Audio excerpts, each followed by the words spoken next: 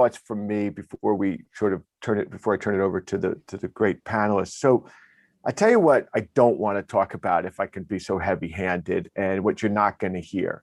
You're not going to hear the office is dead. I call bullshit on that. The office is thriving, and I think we are absolutely entering a great age of innovation in office space.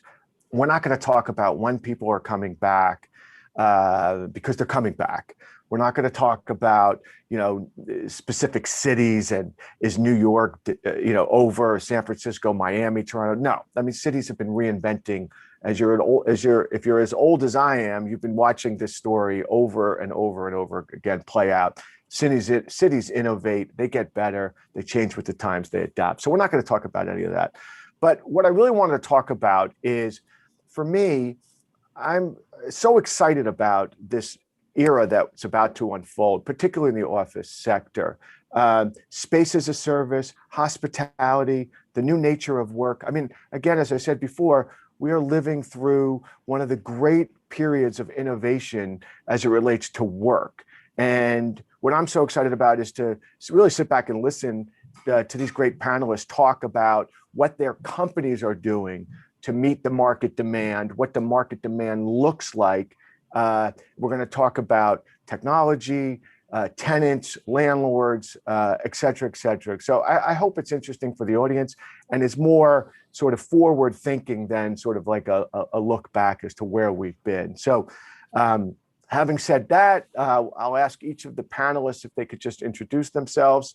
Ladies first, Anna, if you could say hello, tell everybody about you and your current role at Industrious. Sure. Hey, everyone. Nice to see you. My name's Anna. I'm the Chief Commercial Officer at Industrious, and we're the leading workplace as a service provider here in the U.S. We have about 110 locations in more than 50 cities, and I'm right now sitting, as you can see, in an office in Brooklyn, thank goodness, out of the guest bedroom of my house. And what I will say just quickly is, a lot of people think of this industry as flex or agile, which of course it is, and it could be, but for us, the sweet spot is really about employees' experience at work and when they're in the office. So excited to talk more about that. Great, terrific. Jeremy, great, terrific to sponsor this session. So if you could just introduce yourself and the company. Sure. Hey, everybody. Jeremy Bernard. I'm the CEO of North America for Census. We are a technology company that provides a software operating system for flexible space.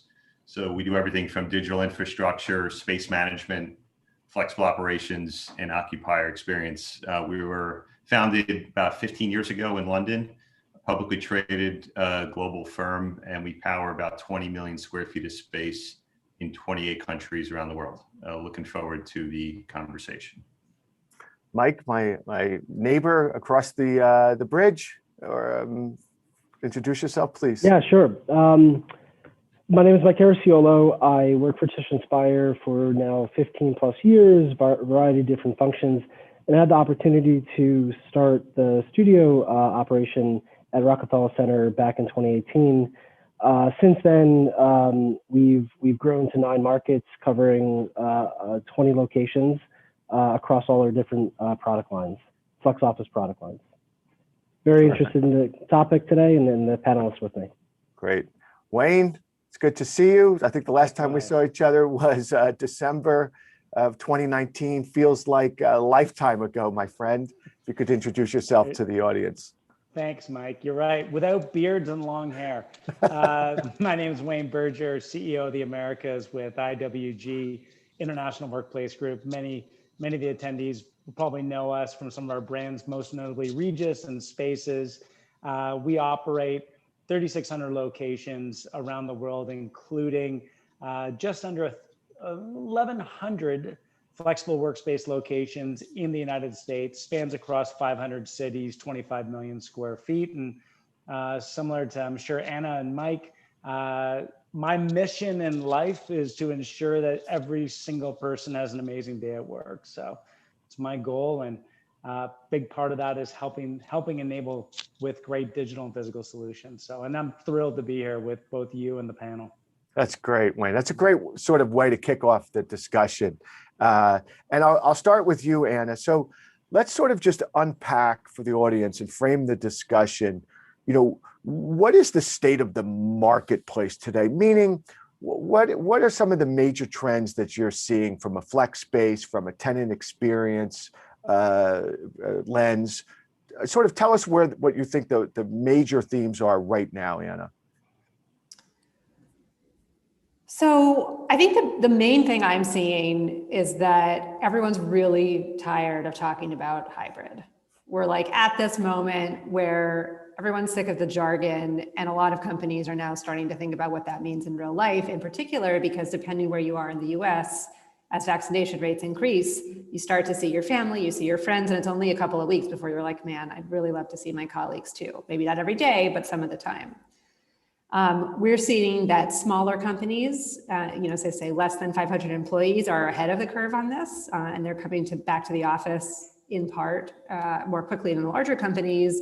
And the larger companies are thinking about how to actually make this work. And what we're thinking about is, instead of just saying, we know my employees don't want to be in the office 5 days a week and they don't want to be home 5 days a week, how do you actually add structure to those decisions? And so what we're seeing and also advising our members is to think about it for any one company at 3 levels. So we say, hey, there's some company level rules, like, hey, we're all going to go to a retreat in the Poconos in September. Maybe there's only 1 or 2 rules at the company level. Then there's city level rules. You live in New York, you live in Chicago, you live in Kansas City. How is your company teammates in that city, how are they going to interact with each other? Could be in person or not. And then there's team level rules. I'm on the marketing team and we meet every Monday at 9 a.m. And so each employee, for any given company, can have their own little scorecard of, here's how I operate and here's what I do. And we're seeing a lot of companies adopt that approach and also think about it as a very helpful, simplifying way to make sense of what otherwise feels like a pretty vague and confusing task to figure out what hybrid means for you. Right. Mike, why don't you try and unpack that a little bit? So what is it that you're seeing at Studio today? What does it look like on the ground for Tishman Speyer? I think what we're seeing, a common theme, especially the last quarter, is additional flexibility. And I know it's funny to say more flexibility in flex office, but it's the combination of different packages that were out there being used to provide a full solution for a company, whether that's small or enterprise level. We're seeing an increase in focus of coming back to the office. The way in which those are engaging are in different company to company. And it's looking, we're looking to help adopt our offering to help accommodate them coming to the office based on their own, their own way. And we're seeing that from, multi-location all access memberships to single tenant spaces that are fully serviced to even event space where you need to hold a large conference. So from like A to Z, we're seeing all sorts of interest around how to put this together to get them engaging. As a result of that, I think there's another big, rally around technology. Technology has always been an asset and an area that has grown so much since I've been involved since 2018. But because companies were forced to adopt this digital platform overnight and operate that way, expectations when they come back to the office actually increased. So we were needing to accommodate a wider range of companies and setups and different requests across the board. And then lastly, because I think there's really 2 forces that are coming around with technology. It's because of this flexibility. Technology is looked to help remove additional friction. So company A, B, and C all have different ways that they want to work, and whether it's multi-location, one location, hoteling, whatever model, they're looking to technology solutions to accomplish that. Yeah, that's great. Wayne, from your vantage point, I know you've got a global portfolio. What's striking about some of the patterns and the trends that you're seeing on the ground today? I think there's a few things, Mike, that we're seeing. One, the nature of work and workplace is shifting so dramatically. And one of the things we're seeing is this kind of ubiquitous nature on how people are looking at work moving forward. So companies right now are looking to try to redeploy their employees and understand how they can best serve their employees. And I think there's a couple of really exciting things that we're seeing. One, we've always offered up flexibility. There's no doubt, to Mike and Anna's point, but we're seeing this demand and this need for an even greater degree of flexibility, where where it's less about becoming centric on one location and more about giving their employee base access to space based on what their needs are, when their needs take place, and where their needs are required. So we've seen in the last 2 months close to 1 million additional memberships be added from companies. So companies like Standard Chartered, NTT, Staples, Dell have all been looking towards us and I think other flex-based providers to give their employees the ability to utilize and access space as simply as kind of accessing their Spotify account, right? So space is becoming more liquid than ever before. And that's a real fundamental change. And what's interesting is right now it's all taking place through the lens of a pandemic, right? It's like helping people move out of home back to, let's call it an office, not necessarily the office, but an office environment. But what's happening is it's also starting to help support health and wellness needs for employees and giving employees the benefit of being able to have the values that they appreciated working from home, but still give them the ability to have the separation of home and work, right? By working closer to. So one of the big shifts we've seen is this notion and need for membership, partly to get people back to work safely, but more importantly, to help people work from a great location, a great workplace that doesn't necessarily have to have the name of the company on its building. Love that. That's great insights. Jeremy, from a census's point of view, you're a technology platform, you're powering so much of the sector, right? What looks differently with your business today as it did sort of pre-pandemic? And what are some of the trends that you're hearing and seeing from your customer base? Yeah, a couple things. I mean, as far as trends, as Mike said, tenants and their employees are looking for frictionless experience. That's critical right now. So, keyless access, contactless experiences within the office, space management, booking conference rooms, using your phone, things like that the demand for that has increased tremendously. The other thing is security, right? So as I know Anna said, she doesn't want to talk about hybrid and I don't either. I don't think anyone does. But the reality is people are going to be working from their home one day, a local co-working space the next day, and maybe HQ on the third day. And they want to make sure that they have proper, secure, Wi-Fi, don't have to, have any concerns about data security or data breaches. So there's been a large demand for, that piece of the technology stack. I think the other thing that's changed, which is really interesting, is landlords are really now asking the question of how do we do flex, whether it's partnering with Industrious or Studio, or in some cases trying to do it themselves. It used to be, pre-pandemic, maybe we need it, maybe we don't need it, but now they've appreciated that they have to do flex. We all know why. We all know the demand is there.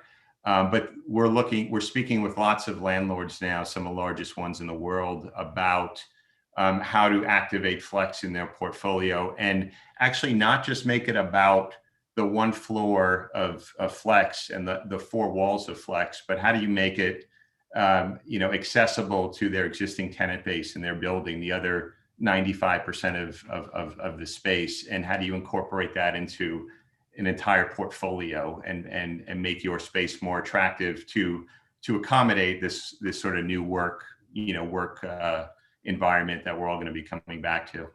Yeah, that's great, Jeremy. And Anna, just to stay on the theme about technology, obviously that's my whole, focus at Cretech is all about technology in the built world.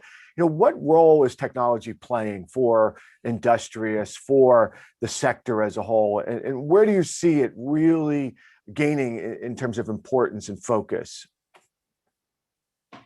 I think as choices about where and how and when to work are kind of democratized, so to speak, like to Wayne's point about companies wanting to empower their employees more, there's a baseline level of technology that has to be in place just to do it. Like, where am I going to go? How am I going to get there? How do I get in? Can I order a coffee to my desk?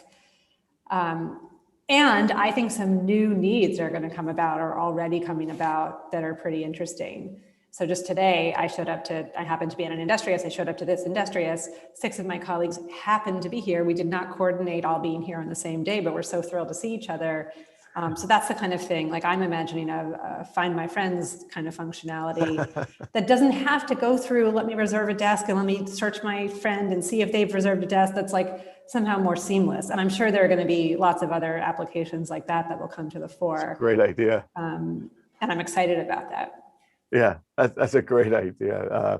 Mike, a studio and Tishman has a long history in terms of technology innovation.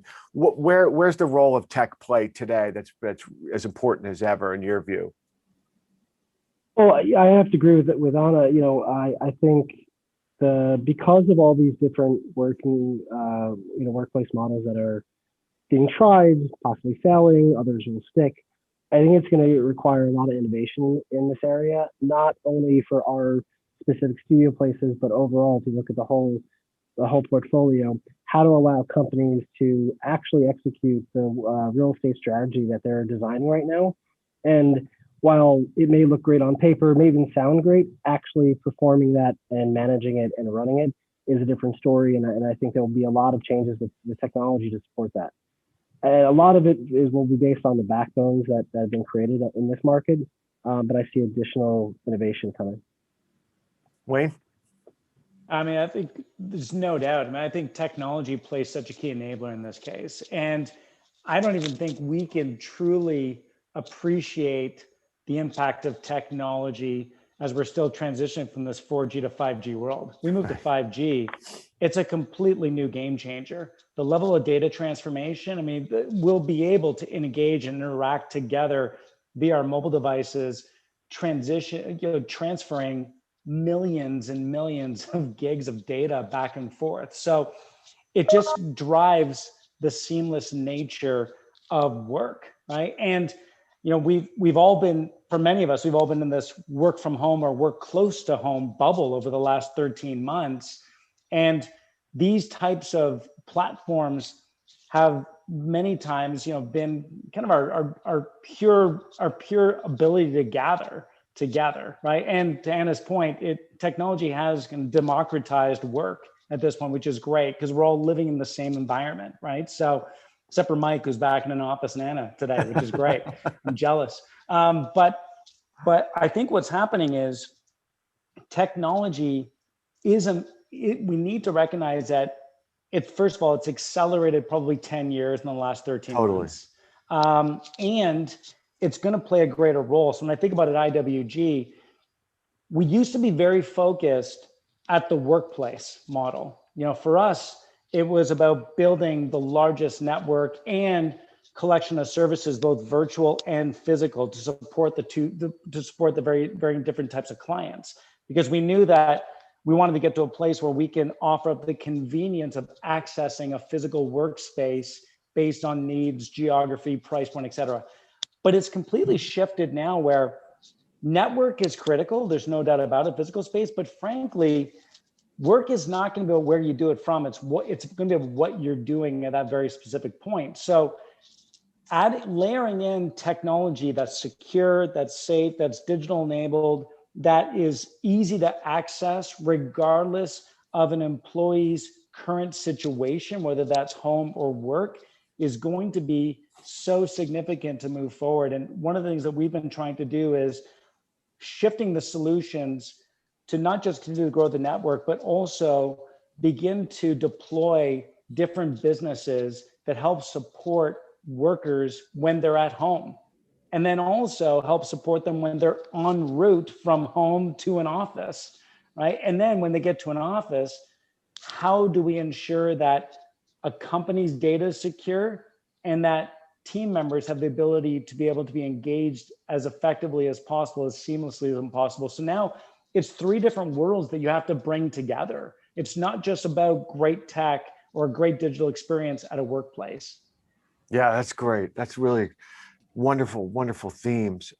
Jeremy, just to finish with you there, from a census's point of view, what does the roadmap look like for the company in terms of technology, given where we're at and, you know, the next 12, 24, 36 months, what are you going to be thinking about working on to address some of these, you know, market dynamics? Yeah, it's a great question. I mean, we have a whole team of people that work in a census labs where all they do is think about what is the next sort of technology to come. As a public company, we're not allowed to actually talk about some of those things. We have Oh, it's just us. Don't worry. Nobody's listening. a couple of hundred people, but but yeah, I mean, it is one of the things that we spend a ton of time in R&D at the company, and sort of, you know, keeping one, you know, a few steps ahead of the curve, working with our operator partners and our landlord partners, and you know, giving them assurances that we're always thinking about those technologies, and we're you know, so they don't have to. You know, I think particularly with landlords, you know, it's a business that's been bricks and mortar largely for, you know, hundreds of years, right? And we're experiencing this digital transformation of the office right now, where, you know, landlords have to adapt, have to figure out what their tenants need and what ultimately employees need. And a lot of this is not stuff that they're used to. They haven't been doing it for, you know, dozens of years. So we try to provide that level of sort of partnership to the landlords that we work with on making sure, you know, they have sort of the latest and greatest. Yeah, let's stay on then. Let's move into a quick conversation about landlords. You know, for me, having been in this industry for so long, commercial real estate, 35 years, I've never seen a time where landlords are being so innovative. It's not just technology, it's space design, it's marketing, it's branding, it's everything. And whether you call it space as a service, or, you know, you think that the office market now has to position itself and think of itself as being in the hospitality business, it's very, very exciting times in my view. Anna, we'll stay with you.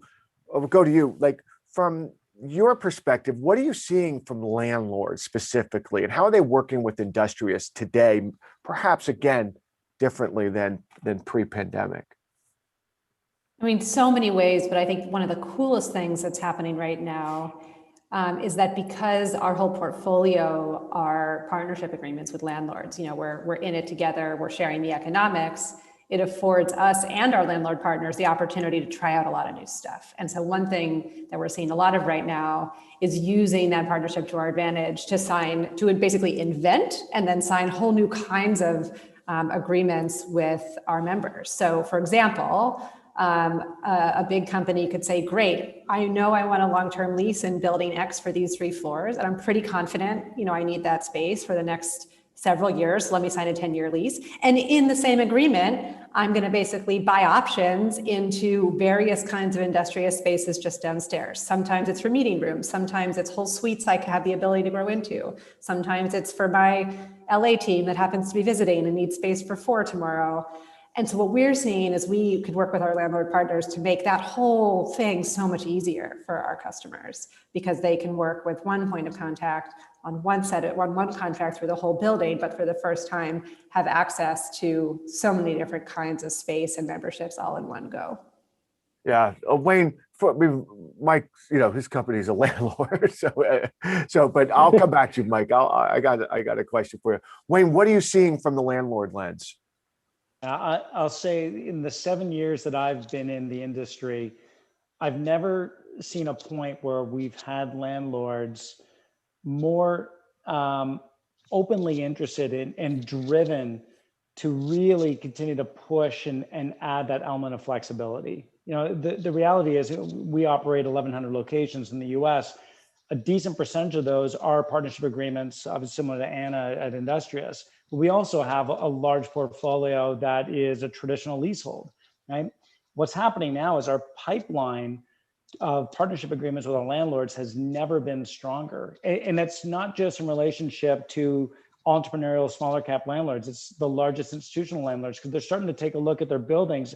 There was a time period where their development projects and buildings was about obviously underwriting the building, driving that asset growth and return on that asset. But now what's happening is they're recognizing that flex does play a considerable role, and there's a real need from their tenants. To Anna's point earlier, we're seeing tenants come in really driving the message with landlords to say, look, we do believe that a significant portion of our own real estate portfolio should be in partnership direct with landlords. At the same point, we need flex because our workers, our employee base, whether it's all based in New York or based in 50 cities around the world, needs some form of flexibility in order to engage and drop in, et cetera.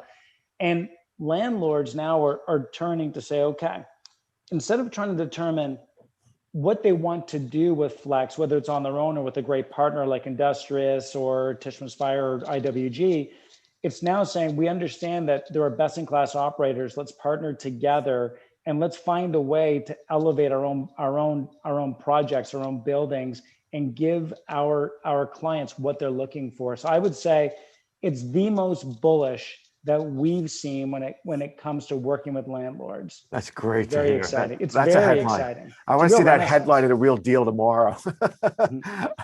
Mike, from my perspective, and I have a lot of great friends in addition to you at Tishman Spire, when the firm launched your flex co-working solution studio, I mean, that for me was kind of shocking, right? It was early. There's others that have followed suit, but you guys were really early in that strategy. So now looking forward, what's some of the expansion plans that you could share with the audience from your perspective? Yeah. So, maybe just taking a step back when we first started, the real fundamental reason is our customers, right? Providing from day one the ability to provide them flexibility within the real estate, new companies coming in that need to step into our platform and allowing them to be organically adjusted according to their plans, workplace plans. So I think that's been a fundamental driver of our Flex platform. Since then, we've developed other derivatives of our initial studio brand, which include Studio Private, which is a single tenant service space, Studio Gather event space, and Studio Plus, which is providing those same types of workplace experiences in all real estate. So for us, I think that the biggest areas of growth are going to be providing our tenants options to use Flex where and when they need it, and to expand the offering to include real estate even outside of our own footprint, partnering with strategic companies. Great. Jeremy, so if we move into sort of like the tenant lens, what can you say? What sort of feedback are you seeing from your perspective as what demand's looking like today?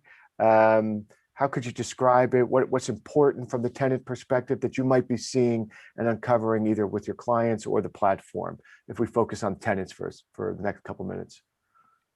Yeah, sure. I think, as I said, the tenants are at the end of the day are looking for this sort of frictionless experience. They want to be able to have the technology to support working from wherever they are. And that sort of drives, most of what we do and what we provide our landlord and operator partners. I think, I guess also, we're spending some time also on sort of space monetization. So understanding how the space is utilized. Tenants want to, at the end of the day, pay for the space that they're using. So we're spending a fair amount of research and development on that technology. So that's probably the two leading things. That's great. Yep, we're seeing very much the same. Anna, from your perspective, from the tenant lens, what does the demand look like in terms of priorities that you could talk about? Well, overall demand, and also related to the question I see just asked in the chat. I saw that. That's a great one. Is huge right now. Thank you. And from a sales point of view, we are way above where we were before COVID. Wow. If anything, I think we've been, excited about, but also pleasantly surprised by how quickly folks are wanting to get back out there. I think mostly once they're vaccinated. And again, to Jeremy and Mike and Wayne's points, this isn't always like, let me come into an office 5 days a week. They're all new ways of engaging with work. I think in terms of where that demand is, it's highly inconsistent across cities and suburbs across the US, as I think you might imagine, hugely dependent on the layout of those cities, how far you have to commute, what the vaccination rates look like, what the underlying pandemic situation is all about. But in places like New York, Phoenix, Southern Florida, Texas, Atlanta, DC, we're just seeing massive demand come on back, and it's from small companies and big companies alike. Great.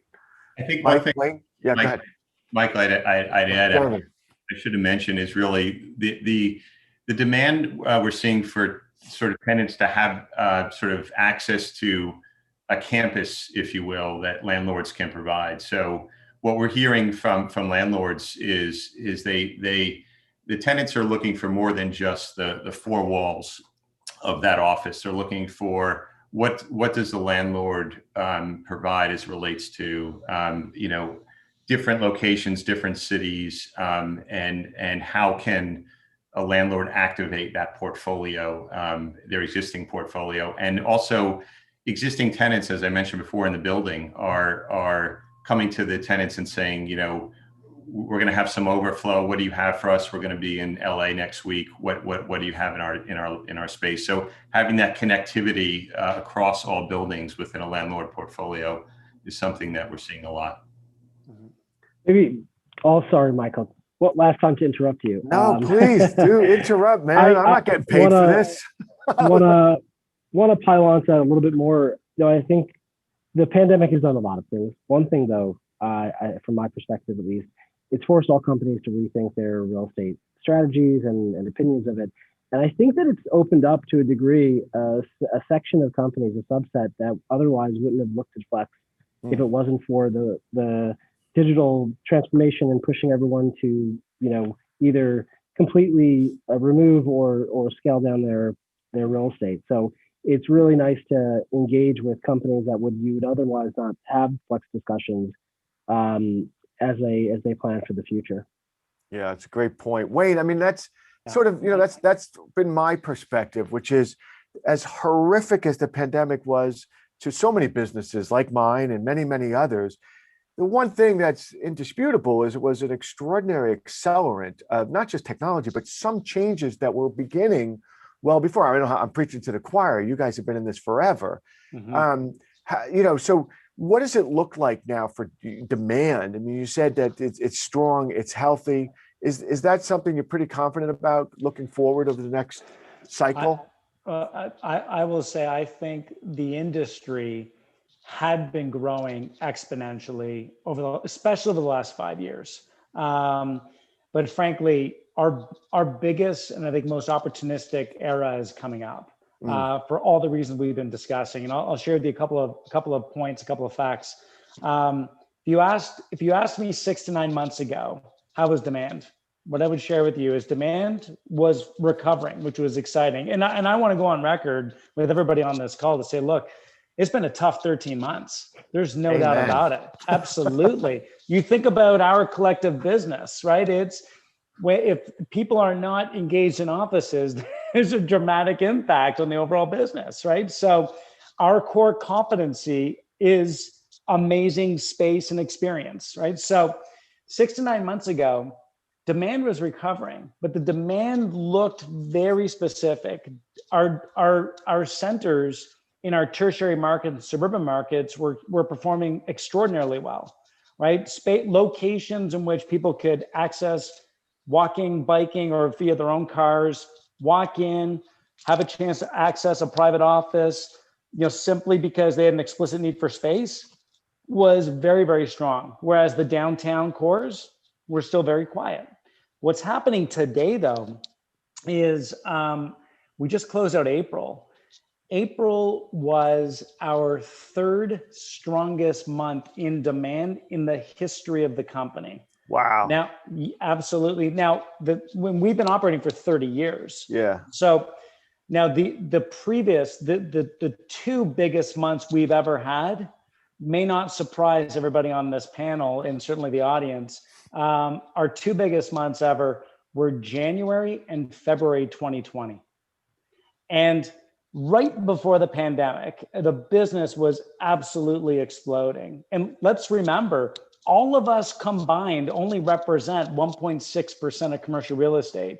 And I still hold true to the numbers that JLL came out with a couple of years ago, in which 30% of a corporate portfolio will be flexed by 2030. I remember. I firmly believe that we are going to continue to grow towards that number. So the demand has recovered. Now, I'm an optimist by nature, but I've learned, Mike, to be a pragmatist over the last 13 months. I think part of the demand right now is a backfill demand, right? Because companies are redeploying. Companies are looking for the first movers right now. They want to know how companies are going to redeploy and what that redeployment strategy looks like. And I know I think we need to talk hybrid, because we have to talk hybrid until the word hybrid doesn't need to be discussed any longer. We are going to be at a point where it's just going to be about work, because work will not be about place. It'll be what you do, right? So right now, I think we got a bit of a pent up demand, but what's happening, which is really nice, is we're seeing the sustainable demand for space and solutions from more companies than we've ever seen, which is great news. Enterprise companies are looking to say, how do we reevaluate our real estate portfolio? How do we make the corporate headquarters that we want to continue to keep? How do we make those more destination based?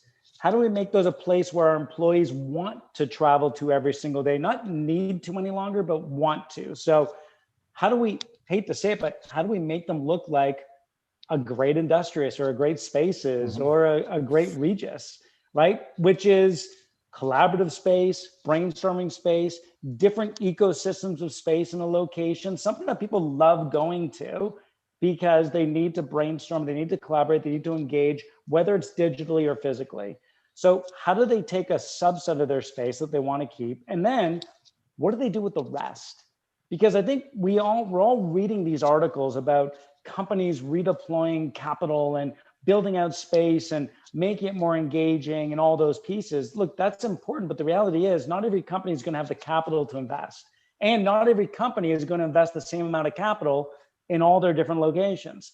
So what we're seeing now is this need where companies are reevaluating their real estate portfolio, and they're also saying, how can we support our workforce who don't need to be in one single location every single day? And the reality is, home plays a role, office plays a role, but then you've got the third place where flex space plays such a critical role. And I'm a huge believer that right now, everything we're doing is about pandemic and post-pandemic. But the reality as we get through this, as vaccination rates increase and people come back to the office, things become more normalized, the real lens of our decision-making process is going to be through the support of the environment. And this whole notion around the 15-minute city is going to become not just a wonderful theory, and a novelty, but it's going to become necessary, because the ability for people to be able to work from different locations based on their client needs, their company's needs, and what they need to do that very given day or minute is going to become more and more relevant. And it's going to help people be able to help companies achieve their ESG goals, help them reduce carbon emissions, and just help people, frankly, live a better life while they're engaged as workers. So I think it's a dramatically exciting time. Yeah, I couldn't be more excited about the emphasis and the focus now on climate and the built world. So that's for a whole nother webinar. But what I'd love, I think about where we are today and having coming through now, hopefully with the pandemic behind us. I look at this as it's tale of extremes, right? Like we will all work from home. Oh my gosh, everybody, the narratives, but the office is dead and this, that, and the other thing, bullshit. And now it's like, oh, we're going to go all hybrid. We're going to go all, no, it's always going to be somewhere in the middle. It's never these degrees of extreme. But I do think that we've unlocked this sense of office that had not changed and adopted for generations. And I think tenants and landlords, everybody's now being forced to really evaluate their productivity and what space can do for productivity and human nature. So what I'd like for each of you to do, and Jeremy, we'll go to you, is tell me about the impact on your company, right? What did you do that, has made your company better, having come through this? And then we could jump into some questions I think that are coming in, but let's focus on your company. Yes. Sorry, just to make understanding what we've done as a company. How is your company, because you're a tenant, you've got a lot of employees. How is your company operating better, more efficiently? What are you doing today differently than you were, previously? Yeah, I mean, look, it's no question been challenging, right? I think we've all experienced not being able to be in person and having everyone with you, but I think staying connected as best as we can is something we've prided ourselves on. I think it's really important to try to maintain culture as much as you can remotely, which is really challenging. So we spend a lot of time on maintaining culture, maintaining a sense of collaboration as best as we can remotely. Obviously, as we move towards back to work, that will all be solved for when we're all sitting in the same office. That's one of the things is hard to replicate over Zoom, but yeah, I think culture has been key, and maintaining and keeping culture in the business has been what we focused a lot on. Anna, how is Industrious? I know the firm very well. Jamie's been a great friend of ours from the beginning, and others. How is Industrious different today than it was, pandemic, et cetera, et cetera? I mean, you've made some great announcements, some great moves. I know you've been expansion, but talk to us about how it feels to, internally. Yeah, I mean, obviously the business of the business has transformed, and there's oodles of opportunity ahead, which is fun. I think internally, one thing that's interesting is we were always a distributed company.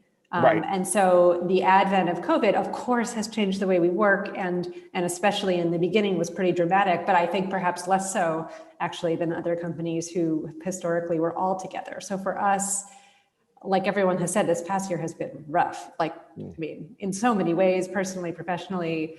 But we spent a lot of time listening to our team and figuring out how we as a company and an employer can support our team's wellness in every sense of the word. I mean, through pandemic, through loneliness, through fatigue, through racism, through, and none of these things are over. They're all long journeys, and we don't always get it right, but we're iterating as quickly as we can. Secondly, we've really used this time to invest in capabilities and systems, the kind of classic, like when things are slow, get better at the stuff you're not good at and try to leapfrog. And I think that's been true in a number of areas, from internal technology kinds of questions to the way we sell, to the way we welcome members. And then coming out of COVID, specifically from a workplace point of view, we have teammates all over the country, but the largest group is in New York City, where we're kind of ostensibly headquartered. And we have the kind of great privilege of already having a network of Industrious locations all around the city and in Brooklyn and New Jersey. And so for our team here, we're working on our very own kind of, company, city team structure so that folks know how to get energy from socializing together at the office when they want to, but can hop around the city as well. And so that's been really fun and something I'm looking forward to. That's wonderful. And thank you for touching on some of those issues, because they're critically important that we don't lose sight of those as we all go back to work. Mike, from your perspective, you work at one of the largest real estate companies in the world. Have you seen much changes coming through? You're obviously back at the office. What does it feel like differently today than, say, through the pandemic? Well, as I shared with the rest of the panelists earlier, it was nice to see that I got caught in traffic the other day. So nice to see the city rebounding. It was a good feeling. No, our studio team, which is within Spire, has always adopted a more flexible work environment. We have starting with one location, and now we have 20. Just it's in our kind of our DNA to accommodate that. What was really nice to see is that colleagues that are from different areas and groups in Spire also look to studio to add flexibility throughout this pandemic. So it was a place where they could go work outside of the original office, as we had all different variants of work schedules. Yeah, that's great. Wayne, this is not IWG's first rodeo. So, how does the company sort of internally view where you are today coming through the pandemic? What's different about the way you guys are seeing, your own internal operations? I mean, it's a good question, Mike. You know us. We're an organization that, look, we're a $4 billion company that many ways tries to remind ourselves that we try to be a startup in many ways as well, right? Constantly being fluid and challenging ourselves to do it differently. And there's a few things that have taken place over the pandemic. One, to Anna's point, it is true. We are a distributed organization. We have team members who work across all of our locations in clusters of locations and cities, and their culture is established based on where they work, right? So one of the things we've been challenging ourselves to do culturally is to really continue to make sure that we're able to connect with every single team member to help remind them and help reinforce how critical they are to the success of our clients and to the organization. When we went through this pandemic, many times we had a few people working in a location and it went down to one person. It could be a lonely place at times, right? So keeping people connected, making sure they know how critical they are to the success of the journey was so important. So, utilizing as many tools as we can, knowing that we weren't going to physically see each other. I haven't been on an airplane for 13 months, right? So the ability to engage had to look differently. I will say that we've also taken the opportunity to make a shift where we've been building this physical network for 30 years. And what we've recognized is, look, we're 3,600 locations. Our goal is to become 30,000 locations. That hasn't changed. But we're seeing this complete shift with how we grow the market. And franchising has become a very successful venture for us during the pandemic. The partnership levels with our landlords has grown exponentially, which is great news. But then also, we've shifted the business to say, look, it's not just about being location centric. So we've rolled out new businesses and new solutions that help workers have the best day at work, whether it's when they're working from home. So rolling out a program called Home to Work, which gives them all the furnishings, the tools, the ergonomics, the technology, the social gathering elements, the access to expertise and services when they're working from home. And then also giving them new tech solutions as they travel to work. And then from there, we've made a number of acquisitions and built some new greenfield businesses around increasing our virtual office business as well, which has always been a very big business of ours. But we're kind of moving it to another level now, where it's beyond just the traditional virtual office and more of a service element and an extension for companies. So that's been a big piece. And then also, just two last pieces. We're really excited about our investment in the Wing. We do have a diverse brand strategy, which we operate about 30 brands globally and about 5 significant brands of nature here in the Americas. Having the Wing and Lauren and their team partner together with IWG is really powerful, because we've been we wanted to make sure that we have all the brand elements that our clients are looking for, and also recognizing that part of this is work and part of this is also having great space to engage in. So that's been a big piece. And then lastly, we've been rolling out new concepts. So we launched our first new spaces retail concept in Napa that's been very successful. We're getting ready to launch our next one in Bogota, based in a shopping mall. We're on the 3rd floor, H&M's on the 2nd, right? So new concepts to recognize the repurposing of space as sectors like retail is transitioning so dramatically. Should have gone down that rabbit hole as well, because that's a good one to explore, but we're getting close to out of time. It's great insights. And I think for the audience, hopefully they see that the reason why all four of these companies are in such leadership positions is because they're constantly innovating, even through and particularly in, the most challenging of marketplaces that many of us old people like me have never seen before. Before we wrap up, there is one question. Was two questions. Kevin says, how about growth of flex industrial and logistics, particularly as institutional, existing industrial parks, not much left, mom and pop distributors to own or lease affordable space. So anybody want to jump on the industrial and logistics space? It is a space of significant interest for us. We conducted an acquisition a few years ago in the UK with a company called Base Point, which is light industrial, and we see that as a very good growth opportunity, both, by the way, in urban as well as suburban markets. Anybody else want to jump on that one? Great. And then the last one is another good one. I was waiting for this one to come up, and it's something that I've been paying particular attention to from my lens, which is, the potential growth, and that we're already seeing it, of third-party booking systems and marketplaces for, your spaces, and how you all sort of look at that opportunity and market that may really be growing, booking. Marketplaces, things like that. Jeremy, any thoughts on that?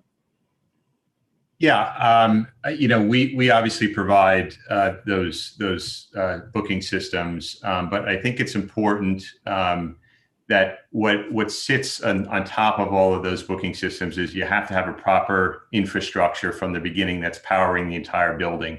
You can easily layer on a lot of those booking systems, and we as a company do partner with a few other APIs with some other companies if a particular landlord wants to use a third-party company. So that's sort of, I think, it's definitely growing space. It's something we do. It's arguably, I think, the easier part of the equation. I think the harder part is providing that, like I said, that sort of digital infrastructure at the core that powers that building, and everything feeds off of that. To add that, I think it also points out where the demand and need is. You have companies popping up that are providing booking services to place people in various spaces around the world. So, from my perspective, global access and flexibility clearly is a priority, and you see these companies really focusing on it. I think the jury's out on whether or maybe when our industry will go full OTA, kayak style. It's certainly been on the radar for a long time. And I speak with a lot of customers and potential customers who say that they want, essentially what they're imagining is like, I go online, I search for spaces, I find the thing, I can see how it's rated, I know what it's like, I can curate for my team the parameters of where they want to go. And I think it remains to be seen whether in real life that's what people want and how they want to use it. So we're experimenting, but I'm curious about how it's all going to play out. Me as well. Well, I think that's pretty much all we got. I see there's not any additional questions. Jeremy, thank you for hosting from Ascensus, and The Real Deal. Huge fan. Keep covering our industry. Keep covering these companies. From my perspective, you've got some of the great thought leaders and innovators and just good, decent humans that are on this panel and these companies. Wayne, Mike, Anna, Jeremy, thanks so much for spending some time with me today and sharing some these great insights with the audience. And again, thanks to The Real Deal for hosting it and all the great work that you all do.